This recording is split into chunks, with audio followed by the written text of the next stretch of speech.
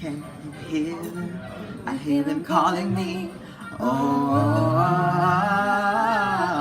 I hear them calling me. I hear them.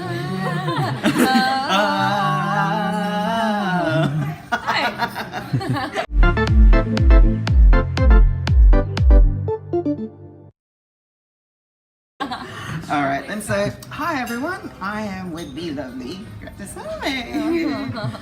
All right, and so first of all, thank you very much for giving me a chance to interview you and letting me say this. You were very much robbed. Thank you. I think all of you guys will agree to that, isn't it? All right, and so you participated twice, and now that you got the experience, the burning question is, would you ever think about coming back again?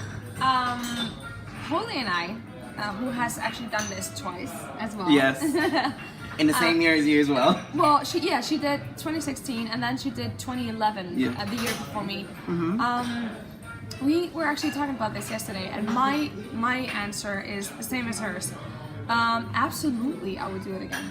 And it's not because, it's not because of the exposure, because once you've gotten the Eurovision exposure, I think it's you've gotten it, and then you can roll with it. Mm-hmm. And I don't need my first break anymore, but I would do it because of you guys. I would do it because of the experience, and I would do it because, the support and the journey, and to be able to perform for people who are so enthusiastic and so pumped about what you do. But then again, the stars would have to align. I would have to write the perfect song. It would have to be the perfect time. So a lot of things would have to happen in order for me to do it. So my answer is always, I would do it again, but I probably won't. Not just at the moment, but stars, please align within the next 5 years. I don't really care when, but please bring her back. She's so lovely. And I was saying, you've been songwriting as well, because I know that I went to UDecide this year in the UK, and you wrote Ray is Crazy. I did. And I'm just like, this has to win, and you can really tell it's a Greta song. Oh, really? Yeah, I can hear. Wow, you can hear it's something that she sings. Yeah, so I was just like, because I know that I've heard rumors before, you didn't confirm it until songs were released. Somebody wrote a song by Greta, and I was just like, and when I heard Crazy, it's like, this is a Greta song. I can hear that this is the way Greta would sing it. Yeah. But how did that process come about? It was such a fun process. So there's a publisher in Denmark who I know, and he works with the BBC on the UDecide, the whole competition and just Eurovision in general. And they picked, I think it was around 20 songwriters from all over the world to come and to write songs for a week in Copenhagen. Mm-hmm. And then they decided on 2 songs from that songwriting camp. Mm-hmm. I think we wrote 35 songs or something. Wow.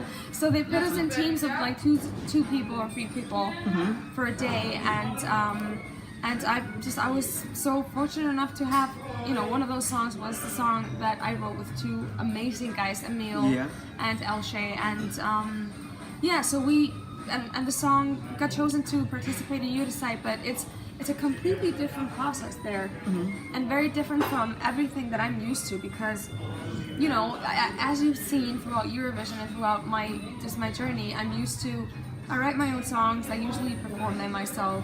I'm involved with the staging and the choreography and everything.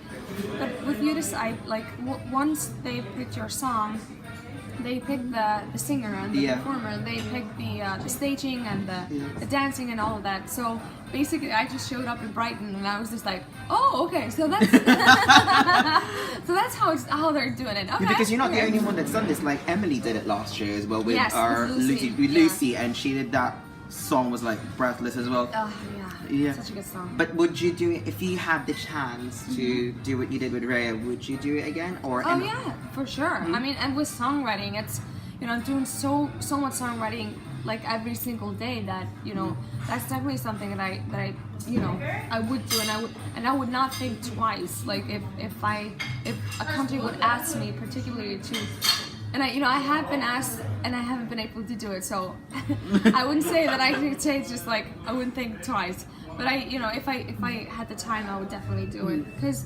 songwriting is I love it. And what I love about songwriting is that you sit down and you have nothing. You have air, and then you have a product. And it comes out of nothing, and that's what I love. And that's what I love about Eurovision. Like, you have like this blank space, which is every single country, and then you fill it with, a work of art or whatever people want to call it. So yeah, with songwriting, I would, I think you can count on me, like doing a comeback as a songwriter, not once, but probably more times in the future. But as a performer, like I said, stars would have to align. I would definitely do it, but I would say the odds are not high. Not at the moment. At the moment, yeah, because I know I'm not doing it this year, obviously. But next year, you never know. And I would definitely consider doing it for another country too. Ooh, now that's just a burner. No, because I've done it twice for Iceland, and Iceland, my heart beats for Iceland. But yeah, but I think it's always good to keep your options open and to be open to other things too, and that's so yeah. Ever since 2016, what have you been doing? Because I know that you've released a few singles, and like out of all of them, my favorite one was your recent one, "One Fire." Thank you. So other than that, I know you've been doing theatre, and I know that a lovely Vivian has watched you in Phantom of the Opera as well. Yes. I mean, is there anything else, something similar along that line? Yeah. Well, I'm doing like you said, I'm doing more theater than I have been before, and I'm enjoying it. But it's not like I'm not doing theater full time. Like I've done a few productions where I've been like a featured or. But I'm traveling so much and I'm performing all over. This year I'm doing, I want to say, I'm at home maybe, after this weekend I'm in Iceland maybe like 20% of the year. Wow. So I'm touring all over, and I'm in the US a lot too. So yeah, so I'm just touring a lot, doing performances here and there. I'm gigging at home a lot. I'm doing my own concerts. So it's just go work, play, sing, dance, and Yeah, but everybody loves you regardless of that. Regardless of all the work they have to do, they come out and support you regardless. And that's what keeps me going. I mean, I wouldn't be touring if no one would show up to my concerts. Yeah.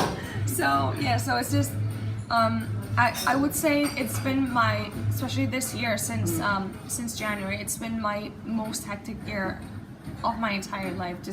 It's been so many performances, so many gigs, so many like big concerts. Phantom of the Opera, I'm doing another big role this coming Saturday, and so it's just it's busy.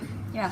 So more focus on theatre work, but what about music work? Like I know you say you're releasing singles, but possibly EP or album? So I'm working with an amazing producer called Emily, who actually was a co-writer of mine on Crazy. Yeah. Yes. He's a Danish producer who is amazing. So we're continuing to work on the EP, and the EP will be out this year. It will be out this year, I promise. I know I said it last year. I said it would come out in October. It did not, obviously. It will be out this year, and we've got good material on the line. So can't wait to hear that then. Thank you. So we're definitely releasing the EP, and even though like you said, like more focus on theater work, but that's basically been like extra stuff coming in. My main focus is always my own music and my own composing, and it's what brought you. It's what you want to do in this life, isn't it? Yeah. It's the air I breathe. Yeah. And I think air that most Eurovision fans breathe anyways. Yeah, thank you. Yeah. But speaking of the Eurovision fans, I mean, the Eurovision fans are the people who encouraged me from the beginning to do what I do. If it weren't for them and if it weren't for Eurovision, I wouldn't be doing what I'm doing. I would be playing in the symphony orchestra back home, and there's nothing wrong with that. But I wouldn't be doing what I love to do. My passion would not be what I would put first, you know. Playing the violin, of course, has been, you know, a dream of mine from when I was this big. And I know you really can't, tiny. I know you can't believe it. But yeah, so I would be doing music, obviously, but I wouldn't be pursuing my own passions and my own dreams as much as and that's what I believe in. Go for your goals. There's nothing that can stop you. And so like when people are asking like, don't you get tired of it? Like, and they're always talking about the hustle, and I'm like, it's not hustle. It's what I love, you know. I wake up and I've got a full day ahead of me of rehearsals and performances, and it's not hustle. I love it.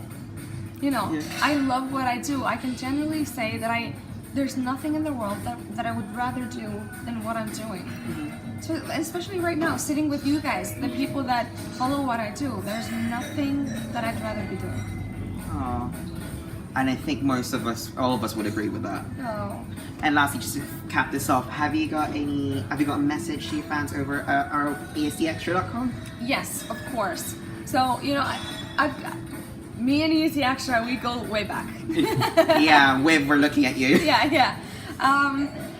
ESCXTRA is one of the websites that has supported me the most, especially in 2012, because I know one particular reporter from the ESCXTRA was a huge fan of Never Forget. Not naming any names, but that's you, Vivian.